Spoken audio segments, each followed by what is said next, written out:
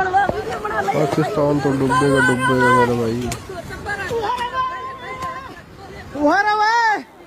तुम पानी को रोक लोगे क्या? इतनी तुम्हारी हिम्मत नहीं है जो पानी को तुम रोक लोगे।